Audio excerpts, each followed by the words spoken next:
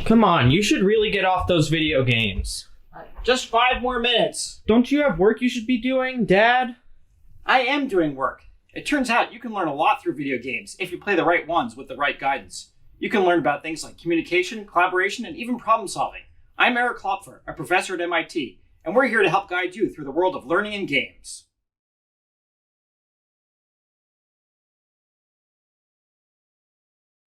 All right, welcome to the Education Arcade podcast. We're going to be talking this time about parenting with constructionist games. I'm Eric Klopfer.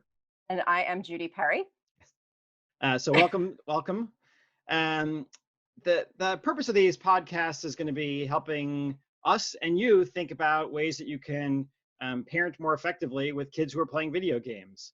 What you may be thinking as you see kids at home now with, having a lot of time on their hands, that they're wasting their time playing video games. And in some cases, they may be wasting their time playing those video games, but they don't have to be. And I think that's what we're here to talk about.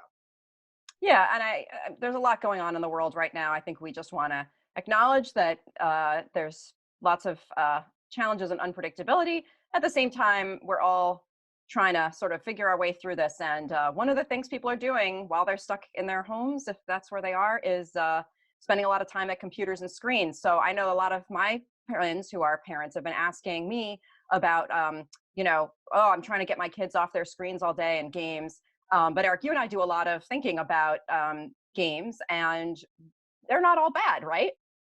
That's exactly right. And in fact, I was just seeing today some of the news stories around kids at both high schools and middle schools and universities reconstructing their school experience in places like Minecraft. So they're able to socialize, build, share, and play video games all at the same time. Yeah. People are doing some really creative things, which makes me really think, when a lot of people think of games, I think they think of, a couple of genres, maybe a first-person shooter or a real-time strategy game or something like that. But there's, of course, a huge variety of games out there, and different games for different people, and different games have different ways that they really engage users. I think that's one of the things to think about. And I know as a parent that it's important to kind of think about what kinds of games experiences your kids are having and what kinds of things they're doing in the games. And that's one of the things that we'll be talking about today. Yeah, and we have compiled a list of games that'll be on the Full Steam Ahead website. And these are not an exhaustive list of games. They're also not a sponsored list of games. These are just games that we've played and that we've liked and that we think have potential. And like a lot of gaming experiences, it's not that playing the game is necessarily a good experience or not a good experience, something that promotes learning or not promotes learning. But the gameplay that's there is rich enough that they can be part of some sort of learning experience if you know what to talk to your kids about when they play those games. Yeah, I think when people think of learning and games, one of the first thing that comes to mind is the content of the game. So are they doing math in the game? Is it something along those lines? But I think you pointed out something that's important, which is that it's not just the content of the games, but the kinds of skills and activities that they're doing, and in turn, the kinds of habits and ways that they're thinking about approaching the game that can actually be where the richest learning can happen.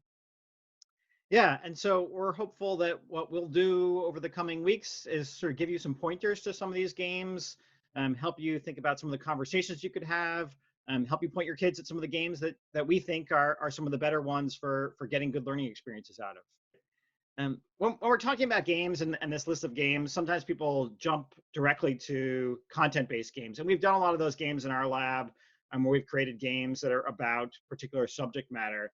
But that's not what we're talking about in this segment here. These are just games that you'd buy off the shelf that lots of people are playing all over the world that we think are part of good learning experiences. And what makes them good learning experiences is not necessarily that they're teaching specific content, but that they're teaching 21st century skills. So let's talk maybe a bit about what we mean by those skills. I know that Scott Osterweil talks in our lab about play and games and learning, and he talks about these 4 dimensions of learning that are really interesting from a parent's perspective to think about, because we might not have thought of games in that way before. He talks about the 4 freedoms of play, and I think the first one, if I'm not mistaken, is the freedom to fail. in games, and to try things out. And in a lot of learning experiences, I know that we're often afraid to make mistakes, and we see that as like the worst thing that we can do. But everyone who plays games know that the way in which you go through a game and learn a game is by making mistake after mistake, tons of mistakes, and the feedback that you get and the learning comes from those mistakes. They're just part of the learning experience. So that freedom that games give you to try and fail is wonderful in games. And also, I think in many ways kind of is a metaphor for things that we try to strive for in life, where we try to think about ways to give ourselves permission to try new things, even when we fear that we may not do a perfect job the first time. But that's a really critical lesson, I think, that we can take from games into the world. Yep. He also talks about the freedom to experiment. It's a main way that we sort of find our way through games, is by performing experiments. What happens if I try this thing over here? And again, that's sort of a skill that we sort of think about applying outside of games as well. So if you learn how to experiment, collect data, revise your hypotheses, it's really what science is all about. We actually don't get to do that very often in science classes. But we do get to do that in games and other kinds of experiences. And so learning how to do those experiments inside of games is a wonderful kind of learning experience that hopefully transfers to other places. Yeah, the third freedom, if I'm not mistaken, is the freedom of effort, which means that in games and in playful experiences, you're not, required to set a certain amount of effort that you put forth kind of consistently. You're not full steam ahead on the gas all of the time. Sometimes you are, but that's kind of, when you lean into it and when you really decide you're going to kind of dig in, and games certainly bring that out in people. But then you can sort of step away and step back and maybe put a little less intensity into it, and giving you that freedom to sort of dial it up or dial it back is a very natural, very human way of approaching certain tasks. And games, I think, really respond to that very, very human quality, allowing people that freedom of effort. And finally, we have freedom to try on identities. What we do in games a lot is to think about ourselves as other kinds of people, other kinds of characters. It's a way of building empathy sometimes. It's a way of thinking about future careers. So it's about thinking about different kinds of skills I might try, different kinds of relationships I have with people. And it's a really great way to do that. We see kids obviously trying on those identities in make-believe from early ages. And it's something that we see a lot happening in games. Even when you're not explicitly playing a character, you're sort of thinking of yourself as somebody other than who you are in the real world at that time. And it's a way to sort of think about future selves in many ways. Yeah. Now, Eric, I don't know about you, but I definitely spent a lot of time playing games. With me, it was more like an Atari 2600. But when I was young and around the age that my kids are now, and even a little younger, and some of my favorite experiences on that console and then on the PC were games that I could really kind of pour my soul into it and do some creative types of things. Especially games that allowed me to sort of build and construct things in the games. So I think it might be interesting, especially for parents, to sort of think about that grouping of games or that genre of games as a way in which the players can really develop a lot of those skills that we just talked about, and play in a playful way, but also in a way that allows them to sort of make something in the world, to construct something, if you will. Yeah. As you know, that kind of history of learning through building has deep roots at MIT. It was really formalized by Seymour Papert many years ago in the predecessor to the Media Lab. And he had this idea, this learning theory called Constructionism. It was about learning through building. That in turn was based on the theory of constructivism from Jean Piaget, who Papert had studied with, which is really about learning through experiences in your life. So it's not necessarily about someone telling you something, but it's about you having experiences through which you learn. And constructionism says, okay, let's think specifically about experiences where you're building things and where you're not only building those things, but they're personally meaningful to you and you can share them with other people. And so that's what constructionism is all about. And we see that embedded in a lot of games. And we see kids sort of making games that even that don't have that embedded, making that part of their experiences, where they take things out of the games and share them with other people.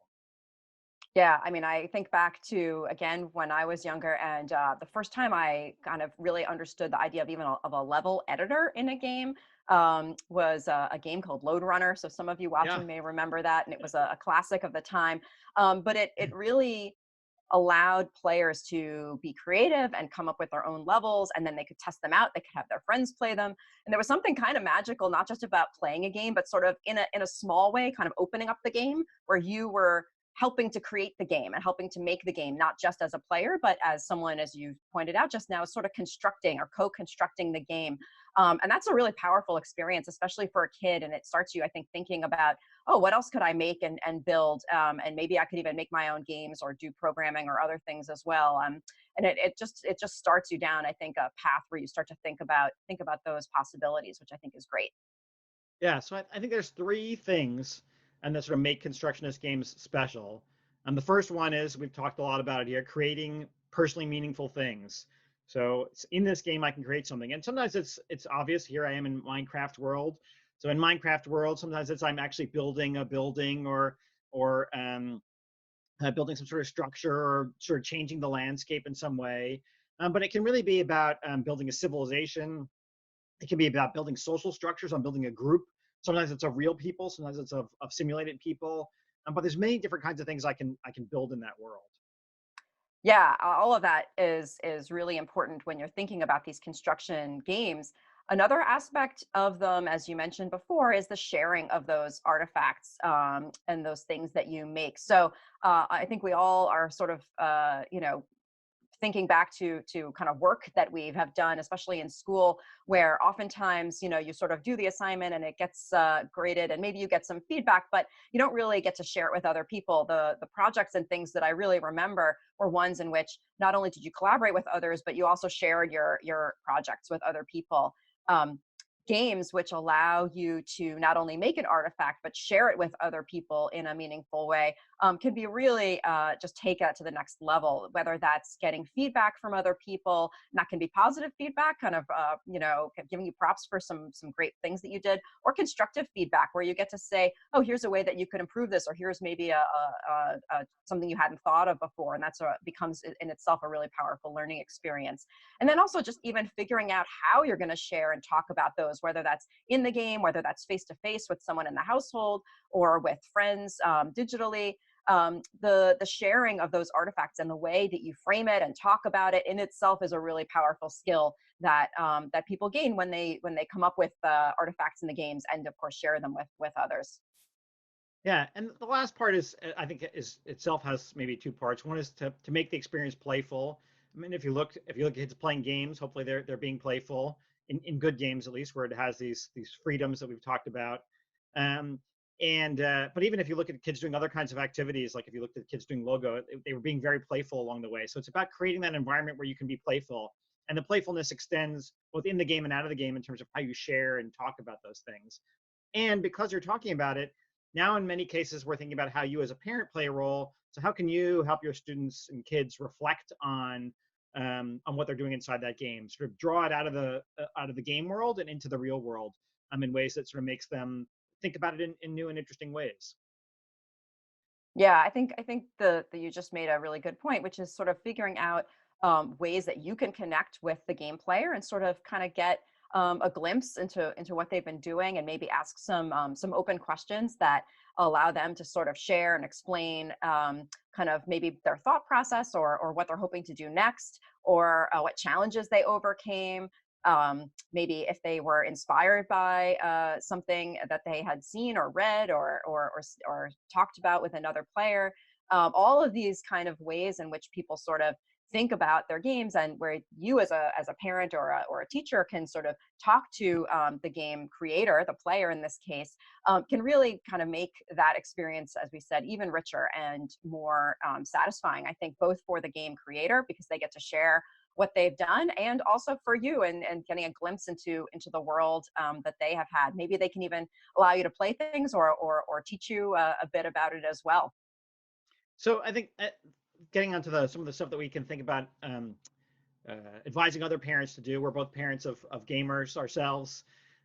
So I think there's four things that we've thought about that can help you do this. The first one is to make it playful. So you don't want to sort of take their gameplay and turn it into work. But you do want to think about how they sort of take advantage of those four freedoms. How do How do they think about their freedom to fail within that space?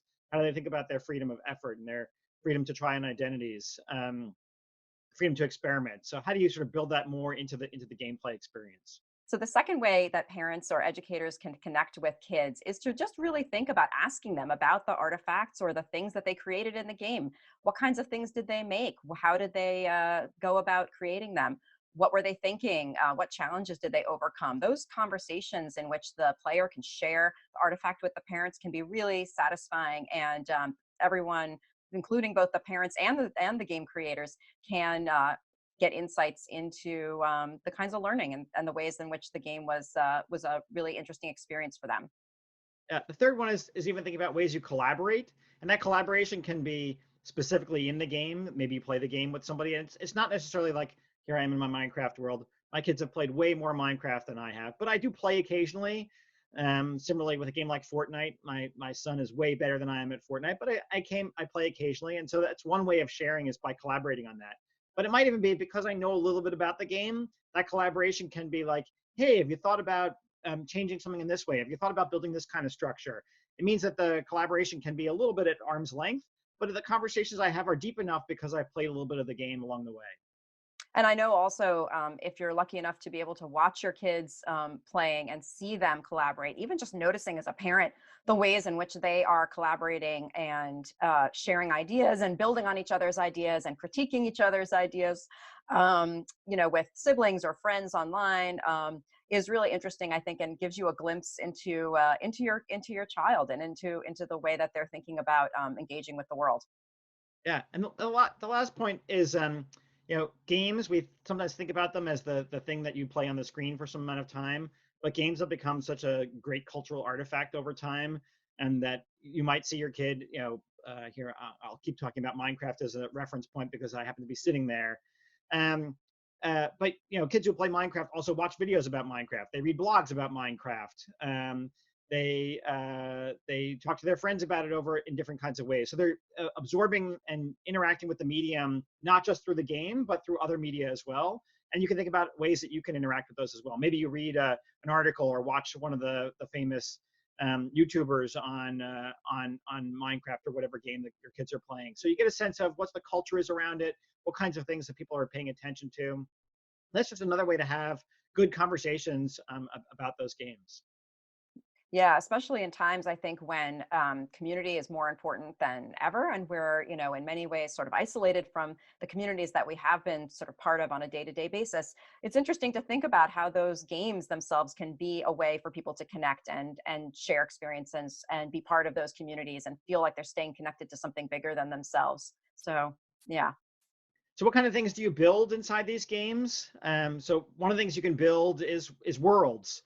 And those worlds range from building a civilization, like you do in the game Civilization, where you are the ruler of some society and you're growing within this world where there's other societies played by real or computer characters. It's a really great game, but you're actually just building a society. And there's games like SimCity and City Skylines where you're building cities. Very classic games where you're thinking about all the infrastructure inside those cities. Games like Stardew Valley and Animal Crossing, where you're either building a farm or a homestead. That's part of the game, maybe not the complete game, but part of the game and an important part of that game. Yeah, I think there's a reason that this genre of game is so popular, which is that people just love to make something and keep crafting it. I saw at one point the creator of The Sims talk, and he talked about a bonsai tree and used the metaphor that you're kind of working on creating this, and you're slowly shaping it, and your tree is going to look different than someone else's tree because of all these little decisions you make. And I think the uniqueness of these things that you create based on all of the decisions you make is really empowering and can be really satisfying and fun in that constructionist way of being. Another genre of these constructionist games is what we're going to call engineering or even sandbox games. And what we mean by that are games that sort of give you a set of tools or places to sort of tinker with things and allows you to build something in that world and see how it goes. An example of that, of course, the classic example is Minecraft, where all of the blocks and all of the primitives there in the game allow people to craft unbelievable creative and diverse things, including the plugins that they have with Redstone that allow you to do some kind of introductory programming. And so these really are very open-ended games and have less specific goals and more just a place to play around.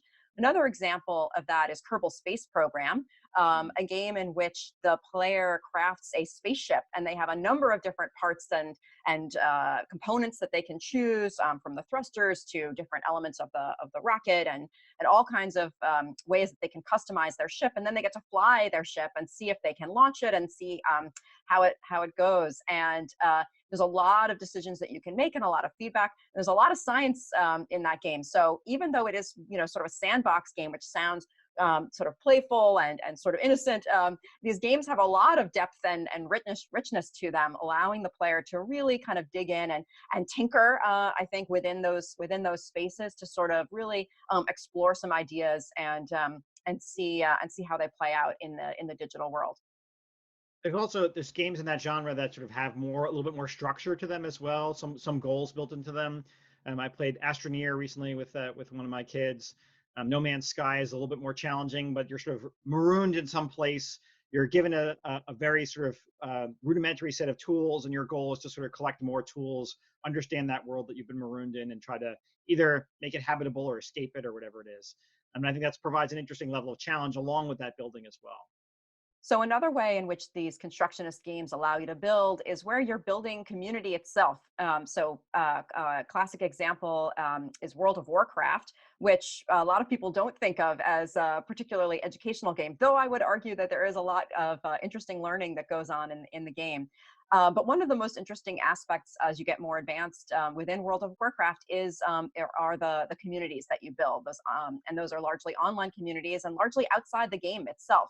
So the ways in which you structure the groups playing the game and coordinate their efforts and pull all of those threads together is a really fascinating way in which the actual building and maintenance of and coordination of those communities is really powerful and really impacts the gameplay experience. Another example are the Minecraft server games, where you join with peers playing with them and often against them on these online worlds. But those communities, again, sort of building those out, and some of the servers themselves, which sort of think about that multiplayer component and ways in which you bring players together and build some of those communities, often in shared worlds where you're constructing things together and collaborating with them to do that, really kind of highlight, I think, some of the ways in which the games allow you to build that community aspect as well. Yeah, and the last category is the sort of meta category of games in which you build games.